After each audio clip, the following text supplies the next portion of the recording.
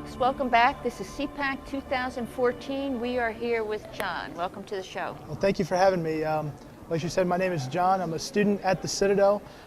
First, before anything, I would like to make a disclaimer that my views do not necessarily reflect the views of the Citadel or the Citadel Republican Society. They are mine and mine alone. So, John, what brings you to CPAC today? It is part of a trip for the Citadel Republican Society. This is actually my first time to D.C., and it was my first opportunity to go to CPAC, and it was something I've wanted to do for the last couple of years, and finally I'm here. So, are you here for the 3 days, or? Yes, ma'am. We got in actually late last night, about sometime about 2 a.m., and we'll be here through the duration of the conference. Join the crowd. We got in at 2 a.m. too. But I'd also like to congratulate you for what you're doing. I feel that that's totally an honor. You know. Well, thank you. I appreciate that. I really don't see that I've done too much yet, but not yet, but you will. Well, thank you. But I want to ask you. I want to get your thoughts on the present-day situation in the United States. We have Barack Obama in here for going to be on 8 years. Will be 8 years. He has implemented Obamacare, got that passed. The deficit is beyond, if you ask me. You're a student, okay? How does that make you feel? Well, as a student, it kind of worries me a little bit. It's hard enough to get a job coming out of college as is, but it seems to be an even more daunting task the farther we've gone along. The implementation of Obamacare has just been one of those things that I see it, and I see jobs being lost. I see healthcare costs rising. Luckily enough for me, I'm still on my parents' plan, but if I wasn't, if my parents were not doing very well and I had to get my own insurance, I don't think I would be able to afford anything. So it's something that worries me. And as I move forward, it's just something that I try to educate myself further on and try to help others as well. Well, the debt is going to be passed to your generation, okay? And you guys are going to have to either pay it, which somebody's going to have to bear the brunt, otherwise you're going to keep passing it down to generation and generation, and somebody's going to bear it somewhere along the way. Well, it seems like this is more almost a generational problem where it's become just good enough to cut the deficit a little bit and not try to actually pay it down, but just say, well, we're just going into debt a little bit less than last year. And I don't see that as something that's okay. I think personal responsibility is something that has become lacking in the country. I wonder where the buck stops. Well, that's it. Where does the buck stop? It keeps going down further and further and further, and well, that's something for my generation to figure out as we go forward. I mean, we're going to have to make big cuts somewhere, and we have to get around the kind of scare tactics that have come from the left, that have really just caused problems in trying to reduce the debt. They say, well, if you get rid of, if you lower the size of government and you get rid of all these programs, then you're going to lose jobs and all this and that. Well, that's not necessarily the case. As a matter of fact, to cite policy of past presidents, if you look at Harding and Coolidge, they reduced taxes dramatically, and the unemployment rate under them was somewhere just above 2%. Mm-hmm. Well, you don't hear anybody really talk about that. I mean, that was the Roaring '20s, but you don't really hear about those presidents. But you hear about FDR and all of his programs. Well, he instituted an income tax at one point of 94% on the top earners, and the jobs were still not there. So there's really a big there's going to be a real big question on how we actually reduce the debt, reduce the size of government, and move forward. That's right, and it's not going to be easy. No, it's going to be tough. So now let's look at this present day Ukraine situation. All right. Okay, what's your take on that? My take is that we're in a very tight spot. It seems like the weight of the words of this administration have been weakened from prior events, and when you can't articulate when you can't articulate, I won't say a threat, but when you can't demand an answer or demand respect in the world, how can you expect to have any influence? I think that Putin is kind of really laughing in our faces right now. When the president gets up and talks about drawing the line in the sand, I don't think he takes that very seriously. Well, no, he doesn't. And with our president just playing a game of politics sometimes, given what has happened over here in the past 8 years. Since he got elected 2008, then you had an oil spill that lasted forever. Okay, we don't know why, but some speculate that it was to have people the environmentalists come out and say, see, this is what it does to the environment. Some people speculate on that. So our president's judgment along the way might be poor in some of this. So now we're coming up on an election up in 2016. Do you think the Republicans have a chance to take the presidency back? I think there is a good chance that the Republicans can take the presidency back if the party can unite. And that's an if that remains to be seen. It's real easy for the Democrats if they to win an election when they can put all their money behind one person, while the Republicans battle it out, in a big group of 10 or so for 6 months, and then they get to the general election and every piece of dirt has already been thrown out there, mm-hmm. and the candidate's wiped out. Mm-hmm. So I think that the Republican Party has to come together.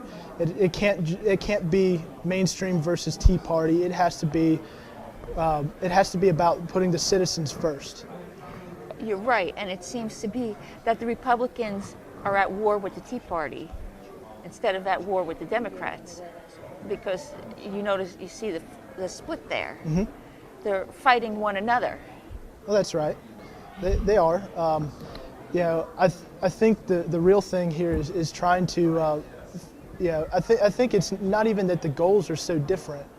It's really just how you to implement those goals. Mm-hmm. And I think that's where the argument has come about, is how you implement those, or how you achieve those goals in the conservative movement. And it seems to be that the liberals do that better. They unite better. They do unite better, but they are divided as well. Let's not kid ourselves. They have their own divides within the party, whether it be gay activism or homosexual activism, or whether it be environmentalists, or what have you. There are divides amongst the Democrats as well. Yep. So we have to keep that in mind. Neither party is really a completely unified front. I think it just looks worse to us because we see it more closely. And John, we're out of time. Thank you very much, folks. This is CPAC 2014 Liberty Action Network TV.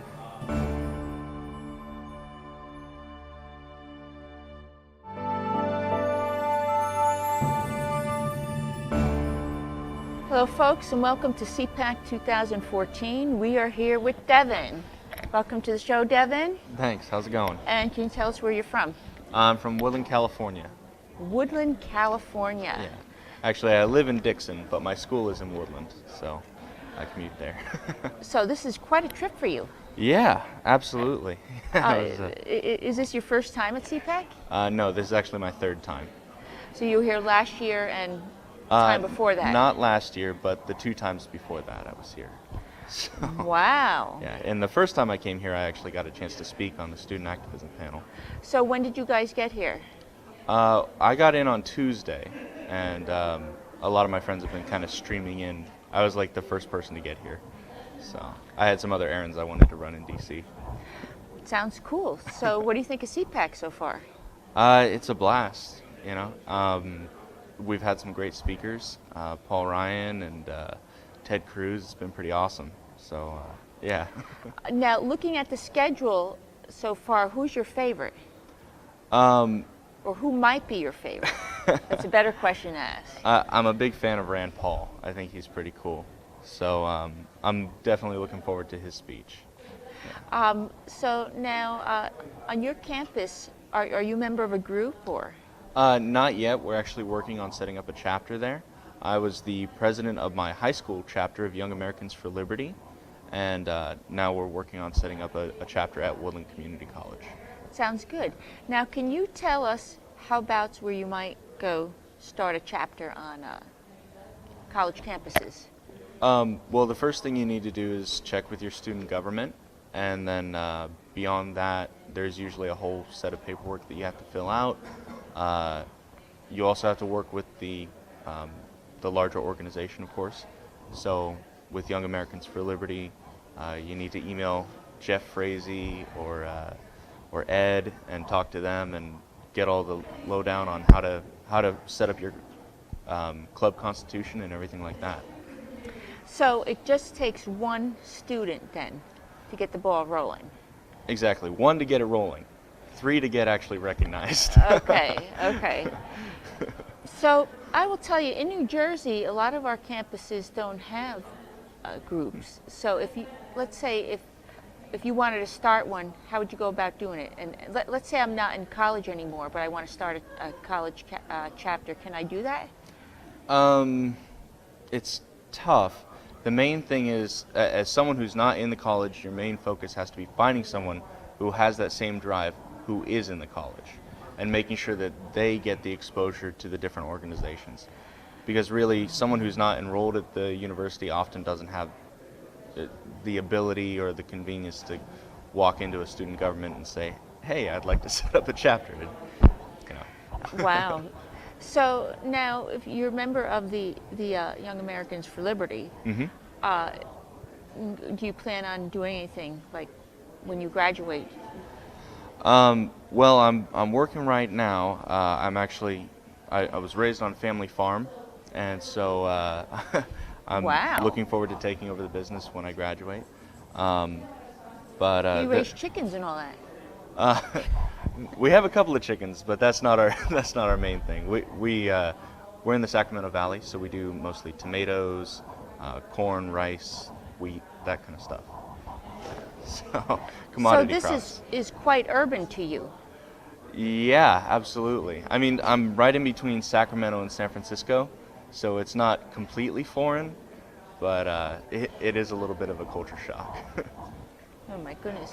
So let me ask you, what made you decide to get into politics? Well, on my mom's side, my mom is a career journalist. Oh, she and, is. And my stepdad was actually city treasurer of our town for, I want to say 10 years. Mm-hmm. So 2.5 terms. And my brother, he also ran for public office and got elected. So I was always exposed to it as a young kid, you know, and I was very rooted in conservatism. My whole family on both sides, going back generations, is conservative, and so at a young point, I got to question those and then conclude that those were the correct models, or, you know, that those are the correct principles moving forward. You know? So your parents were interested in it, so you kind of have an in on what's going on and how to handle it, maybe. I'd like to think so. I don't know if that's the case. So let me ask you now, we're going to have 8 years of Obama. Okay, and Obamacare is law. It's going to stay with us for quite some time. Well, we think so. Even Yeah. a lot of us think so, even if the Republicans get back in 2016. Okay, what's your opinion on this current political climate? Well, it's very tricky, you know. I can't realistically see anything happening until at least the Republicans control the Senate and the White House. It's just a constitutional matter, you know. Even if we do control the House and the Senate, unless we were to get, you know, 3/4 in the Senate or in the House and Senate, there's no way that we could override Obamacare, you know. It's Well, just a that's it. practicality. It's going to take too much.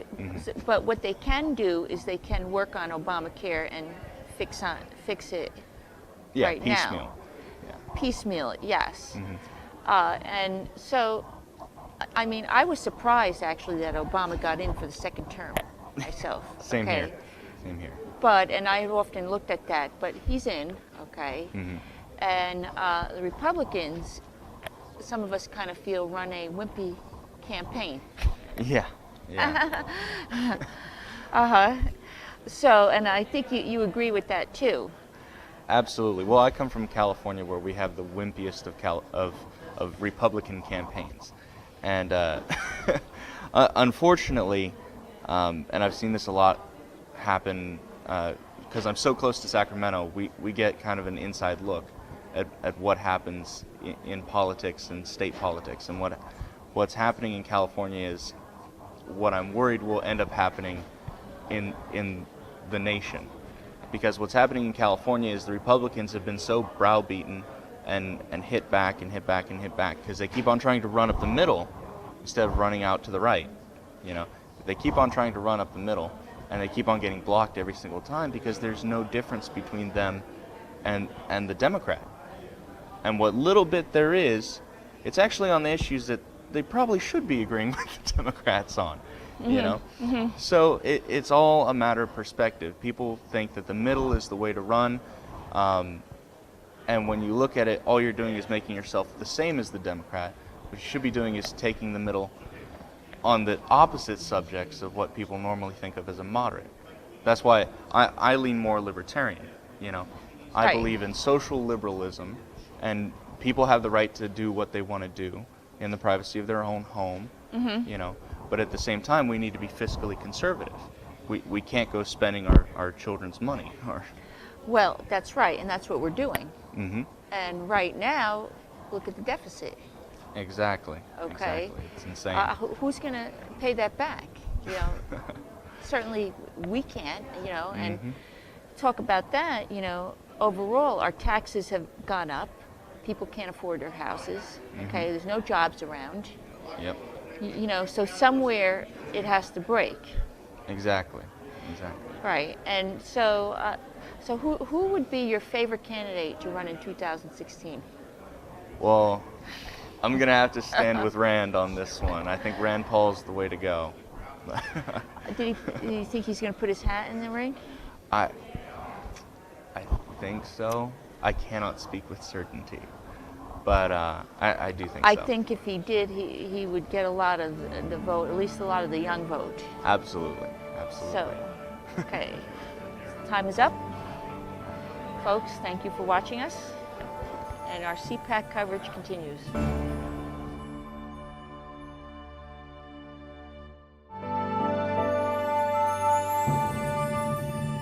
And folks, we're here at CPAC 2014, and this is English. Hello. Welcome to Liberty Action Network TV today. How are you doing? Thank you. I'm doing well. How are you? Very good. What brings you to CPAC? Well, I'm very interested in politics, and so this is just another way I can learn outside of the classroom. And it seems like an excellent way, isn't it? Yes, ma'am. I wanted to ask you, what is your age? I'm 17 years old. 17, and you're not in college yet. No, ma'am. I'll be starting But next you're year. But you're going to Next year, Hillsdale College. Hillsdale College. That's a good choice. Happens to be one of my favorite. So what all of a sudden made you guys decide to come to CPAC? Well, I graduated high school a year early in order that I could attend conferences like this all over the country. And so when my mom found out about this conference, it was the first on my list. And it sounds good. And you said you graduated a year early. Yes, ma'am. How did that happen? I took some college classes in the summer. I went on a study abroad trip to England with Hillsdale. And then I also took some CLEP courses, and I was just able to finish early. And you went ahead of your peers. So when you go to Hillsdale, do you have a particular major? Yes, ma'am. I'll be studying political economy, and I'll have a double minor as well in speech and music. Political economy. Yes, That ma'am. sounds good. So let me ask you, you're here at CPAC. Is this your first CPAC conference? Second. Second one. Yes, ma'am. Okay. Do you have any particular favorite speakers? I do. Paul Ryan. We heard him this morning. Okay. So, and are you staying for the whole convention? Yes, ma'am. So you're going to have a good time with your friends. Yes, ma'am. I have to ask you this. What do kids of your age, what do they think of our country right now? State. Some are concerned. Some don't really seem to care about politics much. It's either. And why is that?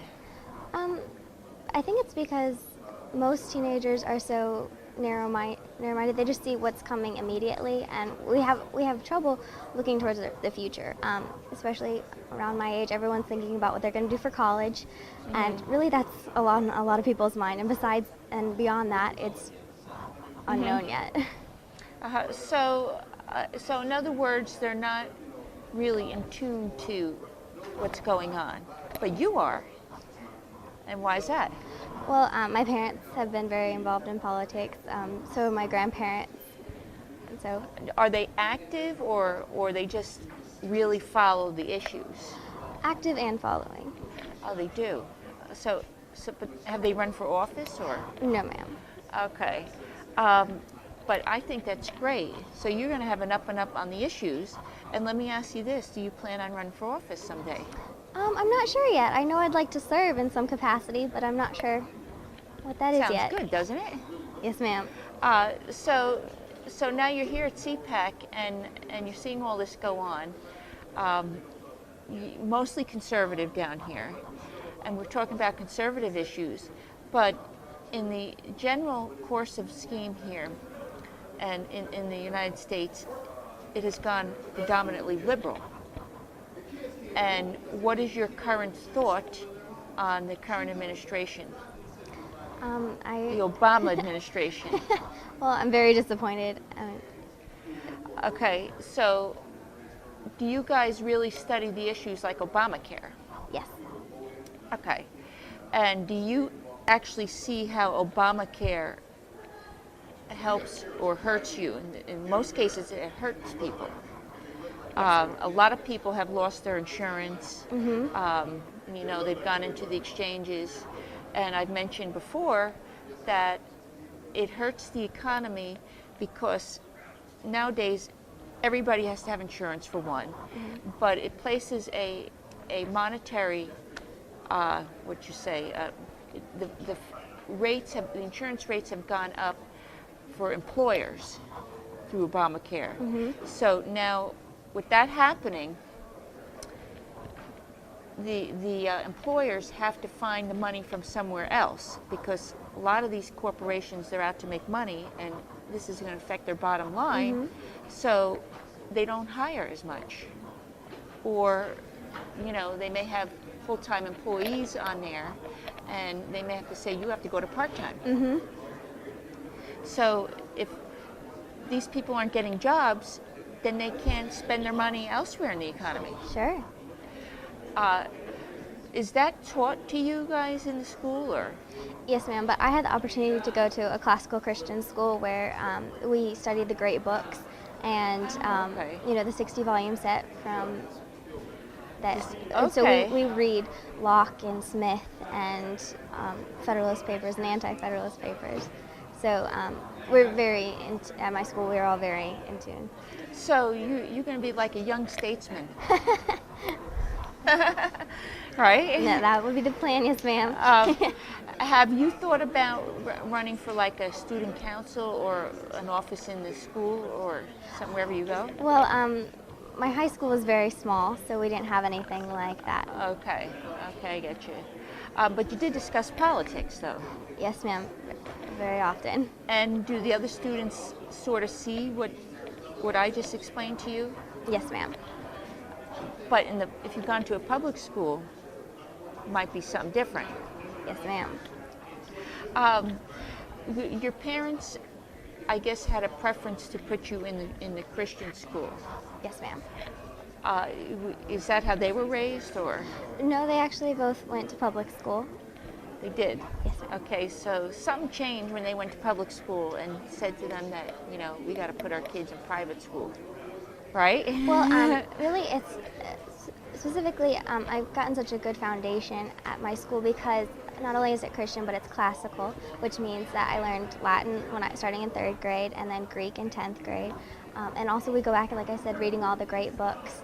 But also because it's a Christian school, I have a very strong foundation in my faith so that once I go off to school, I can defend it. And if anybody asks me questions, like Scripture says, always be prepared to give an answer to anyone who asks you for the reason for the hope that you have. But do this with gentleness and respect. Now, I also took some rhetoric classes, so I learned how to speak persuasively and eloquently. So now that I have my faith and all these other things I've learned from school, I can put them together and then really have an advantage to share my faith with the world. And that sounds excellent. Now, what would you say to other students? Let's say you had to go on a recruitment or some kind of training, and you had to recruit other conservatives. How would you go about doing that? I would talk about social issues, first and foremost, specifically the pro-life issue. If we're not willing to defend our most vulnerable, then I don't think that we can really, our country can't stand on anything else. When babies are being murdered in droves and people are just okay with it. Well, that's right. I don't know if they're okay with it, though, some of it, because a lot of people don't know what's going on. That's the other factor. Mm-hmm. Okay, and in an election, let me give you an example. In a local election, let's say you're running for school board, okay, in a town of 50,000 people. Okay, come voting day, only about 10 or 15% of people come out to vote. And it's a very small number, and if you walk around, go canvassing around the neighborhood, half the people don't know what the issues are. So part of the problem, I would say, is education. And they need families like yours to stay intact with the current issues. Mm-hmm. So therefore, we can make better decisions when we go to vote like that. Mm-hmm. So, yep. So what I want to ask you now, where do you see yourself in about 10 years? I'm not sure. Hopefully serving in Washington, D.C. in some capacity, but wherever the Lord wants to use me, I will be willing to go. Sounds good. Great. Folks, thank you for listening and watching us today, and we'll see you next time.